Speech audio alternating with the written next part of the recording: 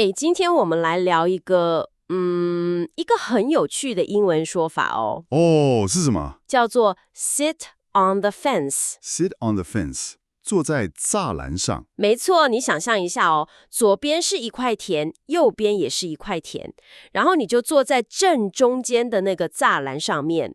我好像有点懂了，就是哪边都没选的意思吗？对，很接近了。我讲个故事让你更好懂。好好啊，假设有两个好朋友，山姆跟莉莉，嗯，他们想盖一间树屋。哇，听起来好棒，山姆想盖一个超酷的海盗船造型，酷耶！然后莉莉想盖一个很漂亮的精灵城堡造型。哦，这个我也喜欢。然后他们就来问你，哎，你想盖哪一种？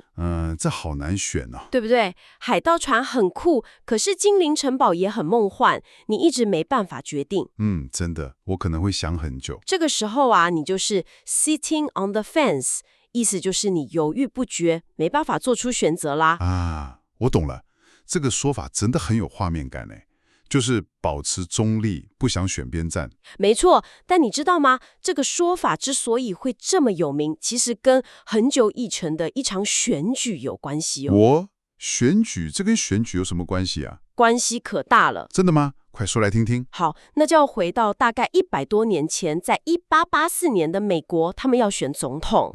那时候啊，有一群政治人物，他们非常不喜欢自己政党派出来的候选人。不喜欢自己人。对，他们觉得那个候选人不太诚实，所以他们就拒绝支持他。哇，那他们怎么办呢？这就是问题所在啦。他们既不支持自己党的人，但也不可能跑去支持对手党。所以他们就卡在中间的吗？就是这样，他们就卡在中间，不知道该怎么办，只能先看看情况。哦，所以就像坐在栅栏上。完全正确。结果啊，他们的对手就抓住这个机会，开始嘲笑他们。嘲笑他们，他们怎么说？他们说这群人就像一群鸟一样坐在栅栏上。然后说的更有趣，说他们的头啊看着一边，可是他们的屁股却朝着另外一边。这也太有画面了吧？就是不知道到底要去哪里。对，就是这个意思。从那个时候开始啊 ，sit on the fence 就变成一个很常用的说法，专门形容那些犹豫不决、保持中立的人。原来是这样来的，学到了。所以如果下次你的朋友问你说，你晚餐想吃披萨还是汉堡？有是这种困难的选择，然后你两个都想吃，实在没办法决定，你就可以跟他说 I'm sitting on the fence。这个好用我下次就要这样说。对啊，不过生活中很多事情还是要做决定的，就像有句话说的 You can't sit on the fence forever, you must decide。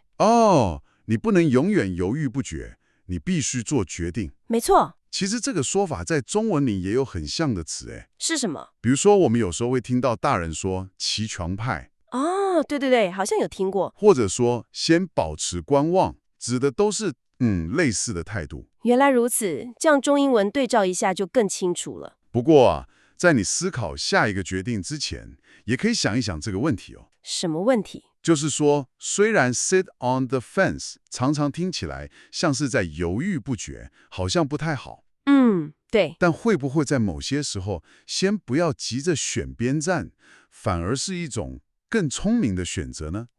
这个问题很有趣。对啊，可以好好想一想哦。